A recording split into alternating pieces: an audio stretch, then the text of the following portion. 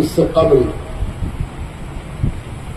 کہ تلاوت کردہ آیات کریمہ کے ذیل میں موقع اور محل کی مناسبت سے اللہ رب العزت کی بارگاہ میں قبولیت کے ارادے اور نیت سے کچھ عرض کرنے کی جسارت کی جائے.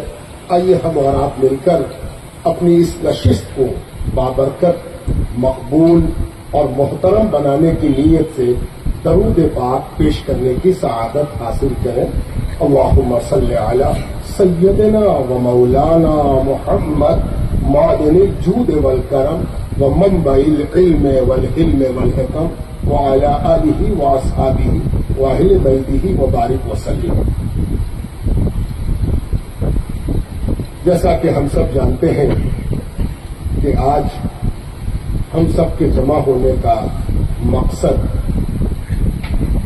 قرآن و سنت کی روشنی میں انسانیت کے تقاضے کے مطابق جناب فیض اکرم صاحب مرحوم کے ایصال ثواب کے لیے ہم یہاں جمع ہوئے. شریعت ہمیں یہ بتاتی ہے کہ جب کوئی اس دنیا سے چلا جائے تو تم پر ایک ریلیجیس آبلیگیشن، ایک مینڈیٹری چیز ہے کہ تم اس کی تعزیت کرو، لاپرواہ بے حس بن کے نہ رہو. اس حس کو پیدا کرنا مذہب کی بنیاد ہے کہ تم کسی کے درد کو بانٹنے کی کوشش کرو. یہ دین ہے. اس کی تعلیم دی گئی، اس کا نمونہ سکھایا گیا، اس کا حکم دیا گیا، اس پر اجر بیان ہوا. جب کوئی بات کہی جائے اور اس کے ساتھ اس کا فائدہ اور اس کا نقصان جڑا ہوا نہ ہو تو وہ بات بالکل ویسے ہی ہے جیسے کسی اسٹوڈنٹ کو یہ کہا جائے کہ یہ بھی پڑھنا ہے لیکن اس کا امتحان نہیں ہوگا. تو ہم جانتے ہیں کہ سلیبس میں ایسی چیزیں کوئی نہیں پڑھتا جس کی پرسش نہ ہو، جس میں پاس اور فیل کا ڈر نہ ہو. اسے نہ کوئی پڑھتا ہے نہ کوئی پڑھاتا ہے. کیریکولم میں اگر کوئی ایسا ایسپیکٹ ہے تو روٹین میں اگر دکھا بھی دیا جائے تو نہ کلاس ہوتا نہ کوئی کلاس کرتا. اس لیے کہ سب کو یہ اطمینان ہے کہ اس کا امتحان ہوگا نہیں، نہ ہم پاس ہوں گے نہ ہم فیل ہوں. اسی لیے جب کوئی حکم نظر آتا ہے تو اس کے پیچھے دو نوعیت ضروری ہے، اس کا فائدہ، اس کا نقصان. تعزیت کا حکم ہے، تعزیت کا ثواب ہے. تعزیت نہ کرنے والا آئیڈیل مذہبی ہو ہی نہیں سکتا. اس کے لیے جو عناصر خمسہ، اجزائے ترکیبی انگریڈینٹ ہے، وہ صرف ٹوپی اور داڑھی نہیں ہے، اور صرف نماز کا گھٹا نہیں ہے، روزے کی پابندی نہیں ہے، تلاوت نہیں ہے، بلکہ اسے کسی کے دنیا سے چلے جانے، کسی کا دل ٹوٹ جانے، کسی کے دکھ میں مبتلا ہو جانے، کسی کے پریشان ہو جانے، کسی کے نقصان میں مبتلا ہو جانے پر اگر کوئی آدمی اس کے دکھ کو بانٹنے کی کوشش نہیں کرتا تو وہ اپنے ریلیجیس ہونے پر سوالیہ نشان لگاتا ہے. تو ہم لوگوں کے جمع ہونے کا ایک بنیادی مقصد تعزیت ہے، اور یہ حکم سے بھی ثابت اور ہمارے نبی کے عمل سے بھی ثابت. حضور پاک علیہ السلام تعزیت فرماتے ہیں. ہم سب تعزیت کے لیے حاضر آئے ہیں. ممکن ہے کہ کوئی آپ سے پوچھ دے کہ تعزیت تو ٹھیک ہے، یہ تقریر، یہ جمع ہونا، اجتماع، یہ جماعت ہو گئے، اس کی بھی کوئی دلیل ہے. تو ایک بات ہمیشہ یاد رکھیے گا کہ دلیل کو قبول کرنے کے لیے آپ کا پازیٹو ہونا ضروری ہے. اگر آپ دلیل کے لیے پازیٹو نہیں ہیں اور نگیٹیوٹی کے ساتھ کسی چیز کو سمجھنا چاہتے ہیں تو پھر دنیا میں کوئی طاقت پیدا نہیں ہوئی ہے جو کسی نگیٹیوٹی کے ساتھ آنے والے کو پازیٹو بنا سکے. آپ تو پہلے دن سے نگیٹو ہیں تو پھر تو کوئی فائدہ نہیں ہونے والا. تھوڑا پازیٹو بنیے. پازیٹو بننے سے ایک فائدہ یہ ہوگا کہ آپ ایک لمبی فہرست ہے آپ کے اسلاف کی، آپ کے پری ڈیسیسرس کی، ان کو آپ گھرے میں کھڑا کر کے آپ سمجھتے ہیں کہ خود کو بہت کامیاب انسان ثابت کر لیں گے. یہ اپنے آپ میں غلط فلسفہ ہے. پازیٹو بنیے گا تو آپ کو ہر چیز کی اچھائی نظر آئے گی، ورنہ آپ جان رہے ہیں کہ نگیٹو بننے کا کیا کیا نتیجہ ہوا. کسی نے صحابہ کا انکار کیا، کسی نے اہل بیت کا انکار کیا، کسی نے فقہ کا انکار کیا، کسی نے حدیث کا انکار کیا. یہ سب دنیا میں موجود ہے اور سب کے افکار موجود ہیں. میرے نزدیک فقہ کچھ نہیں ہے، میرے نزدیک حدیث کچھ نہیں ہے. یہ لوگ زمین پر موجود ہیں. یہ کیا ہے؟ نگیٹو فکر کے ساتھ کسی چیز کو قبول کرنے کی طرف بڑھے، اور چونکہ وہ نگیٹو تھے ان کو پازیٹیوٹی دکھائی ہی نہیں. میں قرآن سے ایک مثال دیتا ہوں. جب آدمی نگیٹو ہو کے سوچتا ہے آدمی، تو اس کو تو ہم اور آپ جانتے ہیں یہ اتنا خطرناک فلسفہ ہے کہ اگر فرشتوں کو بھی نگیٹیوٹی آ جائے تو ان کو بھی پازیٹیوٹی نہیں دکھتی. اگر منفی ہو گئے تو پھر کیا مجال کہ ان کو مثبت نظر آ جائے. مثال موجود ہے کہ اللہ تعالیٰ نے حکم دیا، خود اللہ تعالیٰ اس کو نقل کر رہا. کیوں نقل کر رہا ہے؟ نقل کرنے کی وجہ کیا ہے؟ پتہ نہیں لاکھوں برس کے کروڑوں برس پہلے یہ واقعہ ہوا. اللہ بہتر جانے، ہزاروں برس ہوا، لاکھوں برس ہوا، کروڑوں برس ہوا. سائنس بتا رہی ہے کہ انسان کی ارتقا کو لاکھوں کروڑوں برس گزر گئے، کوئی گن نہیں سکتا. یہ الگ بات ہے کہ ہم لوگوں نے چھوٹا اسکیل ہو تو آدمی چھوٹے ہی اسکیل سے ناپنے کی کوشش کرتا ہے. اسکیل ہی چھوٹا ہے. قدرت کو ناپنے چلیے گا تو آپ کا اور ہمارا اسکیل کتنا بڑا کہ ہم ناپ سکیں. بہرحال یہ ایک الگ بات. فرشتوں سے کہا گیا کہ انی جاعل فی الارض خلیفہ، ہم نے آدم کو خلیفہ بنایا ہے. اسجدوا لآدم، آدم کو سجدہ کرو. صاف حکم تھا. ہم لوگوں کی طرح یہ بات بھی نہیں تھی کہ بھائی یہ روایت کہاں سے آئی ہے. حدیث میں ہے کہ قرآن میں ہے؟ قرآن میں ہے تو کس پارے میں ہے؟ حدیث میں ہے تو کس کتاب میں ہے؟ راوی کون ہے؟ کہیں روایت ضعیف تو نہیں ہے؟ نریشن کنفرم ہونا چاہیے. یہ چکر بھی نہیں تھا. اللہ نے حکم دیا تھا، بیچ میں کوئی حکم پہنچانے والا بھی نہیں تھا. فرشتوں کو یہ حکم کرنے بھی ہو گیا تھا. اور فرشتوں نے کیا کہا؟ اتجعل فیہا من یفسد فیہا ویسفک الدماء، کیا آپ ایسے کو خلیفہ بنا رہے ہیں جو زمین پر جا کے فساد کرے گا، جھگڑا کرے گا، لڑائی کرے گا، خون بہائے گا. بھائی اس کی گنجائش کہاں تھی آرگومنٹ کی؟ اللہ نے حکم دیا تھا سجدہ کرنا تھا. یہ آرگومنٹ بتا رہا ہے کہ فرشتے پہلے دن سے آدم کو نگیٹو نظر سے دیکھ رہے تھے. وہ مقابلہ کر رہے تھے اپنا کہ ہم تو بہت عبادت کیا ہے، یہ تو ابھی بن کے تیار ہوا ہے، یہ مٹی سے بنا ہے، مٹی کی حیثیت کیا ہے. اب پھر ان کو جو نالج تھا اس نالج کے نتیجے میں آدم کے کیریکٹر کو تلاش کر رہے تھے کہ جا کے کرے گا کیا. لیکن چونکہ نگیٹو تھے اس لیے ان کو نگیٹیوٹی ہی نظر آئی. یعنی ہمارے یہاں کا فرعون تو نظر آ گیا، ان کو نمرود بھی نظر آ گیا، ابو جہل بھی نظر آ گیا، یزید بھی نظر آ گیا، شاید راون بھی نظر آ گیا، شاید دریودھن بھی نظر آ گیا. لیکن افسوس کی بات ہے کہ ان کو 1.25 لاکھ نبی نظر نہ آئے، ان کو لاکھوں اولیاء اللہ نظر نہیں آئے، ان کو سیدھا سادہ انسان نظر نہیں آیا جو اللہ رسول کا معاملہ سن کے ڈر جاتا ہے اور اللہ کے آگے جھک جاتا ہے اور اللہ سے رو رو کے معافی مانگتا ہے. آدم کی اولاد میں یہ لوگ نظر نہیں آئے. دراصل وجہ یہی تھی کہ جب کسی چیز کو منفی نقطۂ نظر سے آدمی دیکھتا ہے تو اس کا مثبت پہلو غائب ہو جاتا ہے.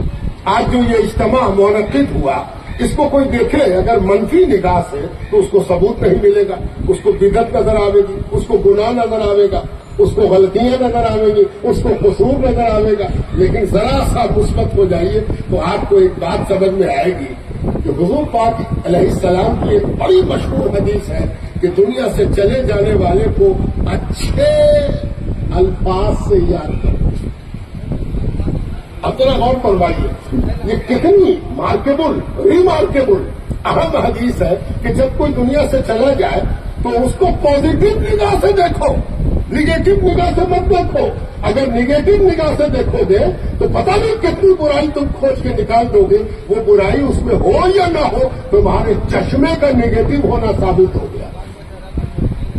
اور اگر تم پازیٹو ہو تو اس کا ذکر پازیٹیوٹی کے ساتھ، مثبت طریقے سے، سکاراتمک طریقے سے، بھلائیوں کے ساتھ، اچھائیوں کے ساتھ، نیکیوں کے ساتھ، خوبیوں کے ساتھ یاد کرو۔ اب اس میں دونوں باتیں ہو گئی، جانے والے کو کیسے یاد کرنا ہے اور دوسرے یہ پتہ چلا کہ یاد کرنے کا حکم ہے، تو یاد کیسے کیا جائے؟ یاد کرنے کا ایک بہانہ تعزیت کی تعزیت ہے، یاد کرنے کا بہانہ۔ اور ایک بات اور پتہ چلی کہ تھوڑی دیر کے لیے تو ہم سب پازیٹو ہو جائیں، تھوڑی دیر کے لیے تو مثبت ہو جائیں، سکاراتمک درشٹی کون اپنائے، ذرا دیکھیں تو کہ سکاراتمکتا کیا ہے نا، اس کے کیا فائدے ہیں، یہ آگے ہم لوگ آگے بڑھ رہے ہیں تو ہم دیکھیں گے۔ اب دوسرا فائدہ کہ حضور صلی اللہ علیہ وآلہ وسلم سے یہ ثابت ہے کہ اگر کسی کے ہاں انتقال ہو جاتا تو حضور پاک علیہ السلام اس کے گھر جاتے، اس کے عزیزوں سے ملتے، اس کے عاشرتوں سے بھیٹ کرتے، اور جب بھیٹ کرتے تو دونوں باتیں کرتے، یعنی صبر کی تلقین بھی کرتے، برداشت، صبر، اللہ سے راضی ہونے کی تلقین یعنی نصیحت بھی کرتے، اور کچھ ایسی باتیں بھی کرتے جس سے آگے کی زندگی کے لیے رہنما اصول ملتے۔ حضور پاک علیہ السلام کی گفتگو سے ایک طرف تشفی حاصل ہوتی، صبر حاصل ہوتا، اطمینان حاصل ہوتا، اور آگے کی زندگی گزارنے کے لیے کچھ بہترین اصول بھی مل جائے۔ تو یہ حضور صلی اللہ علیہ وآلہ وسلم کے طریقہ کار قول بھی اور فعل بھی دونوں کے مطابق ہے یہ مجلس۔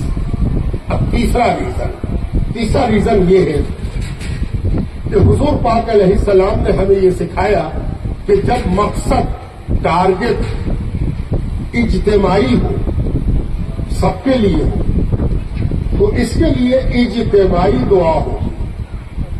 دعا کی دو شکلیں ہیں، ذاتی اور اجتماعی، انفرادی اور اجتماعی۔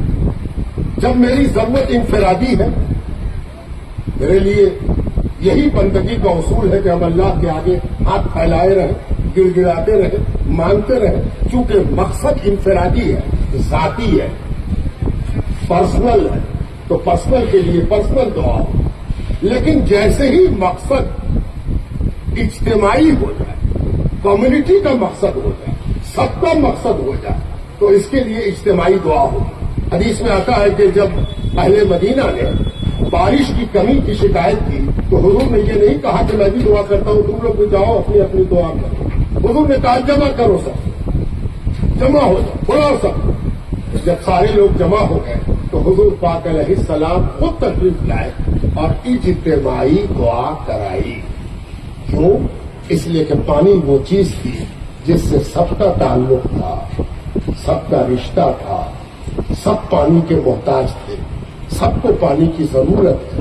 تو جیسے ہی مقصد کلیکٹو ہوا، کلیکٹو دعا کا جواز اور صورت پیدا ہو۔ اسی طرح ایک بہت بڑی چیز ہے جس کا عنوان ہمارے مذہب میں، ہمارے دین میں، قرآن میں، سنت میں، حدیث میں اس کے لیے نام دیا گیا مغفرت۔ یہ بڑی اہم چیز ہے۔ کبھی کبھی تو جی چاہتا کہ یہ ڈیفینیشن دیں کہ جو مغفرت کا متلاشی ہے وہ مسلمان ہے۔ مسلمان کس کو کہتے ہیں؟ جو مغفرت کا محتاج ہے، جس کو مغفرت کی محتاجی سمجھ میں آتی ہے، جو مغفرت طلب کرتا ہے، جو مغفرت کے لیے جیتا ہے، جو مغفرت کے لیے کرتا ہے کام دنیا میں، وہ مسلمان ہے۔ یعنی مسلمان اور مغفرت یہ دونوں لازم ملزوم ہے۔ کوئی مسلمان کہے کہ ہم مغفرت نہیں جانتے ہیں، ہمیں مغفرت سے کیا مطلب، تو اس کی مسلمانیت پر شبہ ہوتا، شک ہوتا۔ مغفرت وہ چیز، اور جب ایسی چیز ہے مغفرت تو ہم بھی محتاج، آپ بھی محتاج۔ ہم بھی ضرورت مند، آپ بھی ضرورت مند. شاید یہی وجہ ہوگی انسانیت کے بعد کہ جنازے کی نماز فرض علی الکفایہ کی گئی. جنازے کی نماز فرض ہے، فرض کی قسم ہے علی الکفایہ. بنیادی طور پر وہ فرض ہے. پر کیوں فرض ہے؟ ایک پہلو تو سمجھ میں آ گیا جس پر ہم لوگ بات کر چکے، وہ انسانیت ہے، تعزیت ہے. اور دوسرا پہلو یہ سمجھ میں آیا کہ اس کے لیے جو چیز مانگنی ہے وہ جتنی اس کے لیے ضروری ہے اتنی میرے لیے ضروری ہے.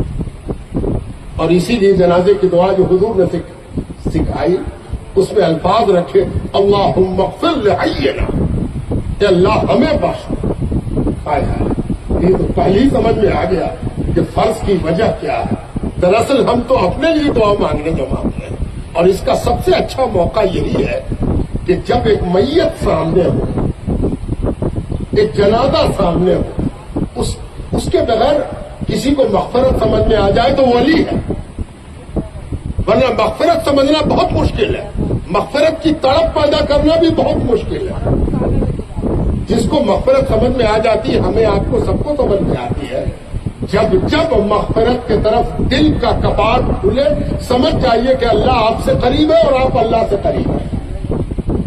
لیکن اس کے لیے سب سے مناسب طریقہ میت رکھتے ہیں کہ دیکھو اس کے عمل کا دفتر بند ہو گیا ہے، اس کی کرنی کرم کا کپاٹ اب لگ گیا ہے. ایسے ہی سب کا لگ جائے گا، اور تب ایک ہی چیز کی غلط ہوگی. یہاں تو بہت سی چیز ہے. آکسیجن تو میرے یہاں جب تک تکلیف نہ ہو، سلنڈر نظر نہ آوے، پلس نہ دیکھا جائے، اور آج کل انگلی میں لگا کے بھی دیکھا جا رہا ہے، تب تک آکسیجن کی فکر کسی کو نہیں. اس کو آکسیجن کی فکر آپ فکر تب ہوتی تب آدمی کھٹا کرے یہ تو بہت مشکل ہے، تو بریتھنگ پرابلم شروع ہو گیا ہے نا. تب تو بڑا مسئلہ ہے. ورنہ آکسیجن کی فکر کسی کو نہیں جب تک سلنڈر نہ دیکھ لیا. اسی طریقے سے مغفرت کی فکر سچ پوچھیے تو تب تک سچے معنی میں نہیں ہے جب تک میت سامنے نہ ہو. اللہم اغفر لحینا، کہ اللہ ہم زندوں کو بخش دے، وہ میت ہے نا، اور ہماری میت کو بھی، ہمارے مردوں کو بھی، ہماری دنیا سے چلے جانے والوں کو بھی بخش دے.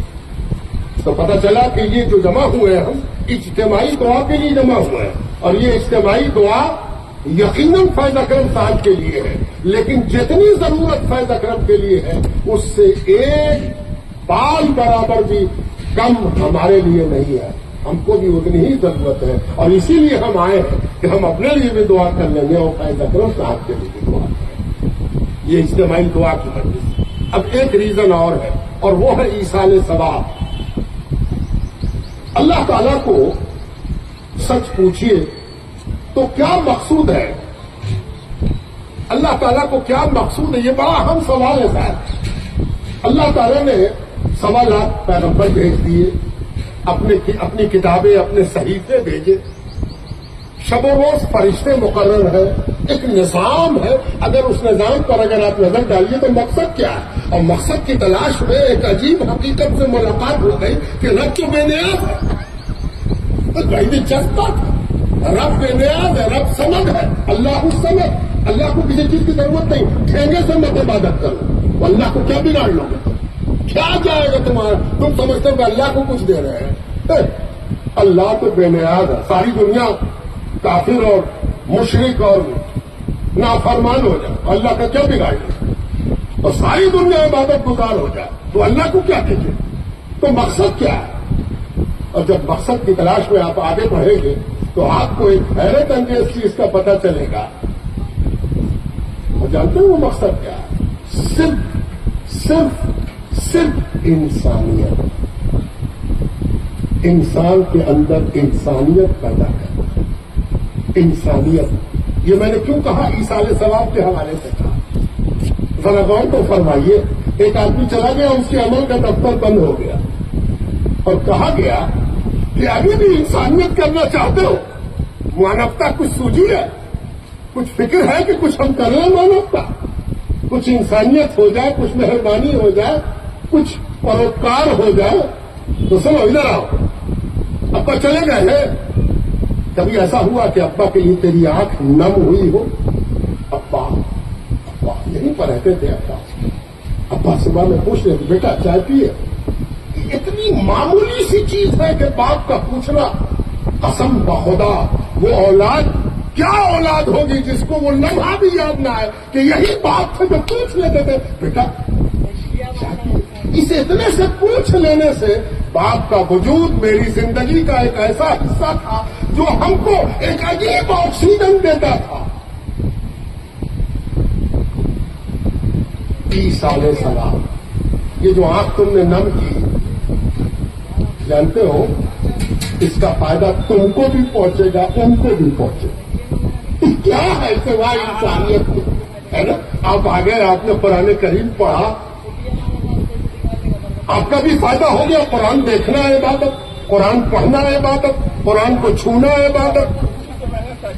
लेकिन ये कुरान पढ़ते वक्त आपके दिल में एक बात थी कि फैज अकरम साहब को कुछ नेकी, कुछ पहुंचा सके हम, कुछ दे सके हम, कुछ उनको पहुंचाया जा सके, कुछ उनको दिया जा सके।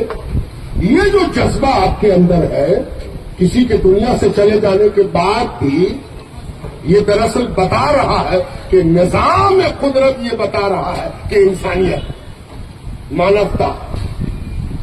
और इसको अगर आप पॉजिटिव नजर से देखते हैं तो मैं सबूत देने नहीं बैठा हूं कि सबूत देता रहूं कि आपकी नेकी चले जाने वाले को पहुंचती है। इसकी 2 बड़ी मिसाल सुन्नत के अंदर मौजूद है। एक तो कुर्बानी कि दुनिया से चले जाने वाले की जानिब से की जा सकती है, अलाउड है, परमिटेड है, परमिट किया हुजूर सल्लल्लाहु अलैहि वसल्लम ने। कुर्बानी करो दुनिया से चले जाने वाले की जानिब से, हज करो दुनिया से चले जाने वाले की जानिब से। मौता की जानिब से कुर्बानी और हज का जवाब खुद हुजूर पाक अलैहिस्सलाम ने लफ्जन दिया। और इससे जितना माना अखज होता है वो सब ईसाले सवाब को पॉजिटिव बनाता है, ईसाले सवाब की राह खोलता है। हाँ, अगर कभी किसी के जहन में ये शिद्दत आ जाए कि सिर्फ कुर्बानी और हज जायज है, कोई दूसरी चीज ईसाले सवाब के लिए जायज नहीं है, तो वो शिद्दत कर रहा है। थोड़ी सी नरमी बरते। शरीयत का सारा निजाम इसी पर कायम है कि एक हुक्म से कई हुक्म निकलते हैं। अगर ऐसा कर दिया जाए कि हुक्म को लफ्जन ही माना जाए, माना न माना जाए, तब तो ये दुनिया सिकुड़ के पता नहीं कहां पहुंच जाएगी। खून चढ़ाने और आज़ा की पाबंदकारी, सारे मसले पर सवालिया निशान लग जाएगा। शरीयत का निजाम एक हुक्म से कई अहकाम के इस्तेमाल पर कायम है और इस्तखराज पर कायम है, और इसी से दुनिया चल रही है। इसलिए ईसाले सवाब भी आज की वजह। बस अब 2 आयत मैंने पढ़ी है, दोनों आयतों पर चंद जुमले और बात खत्म।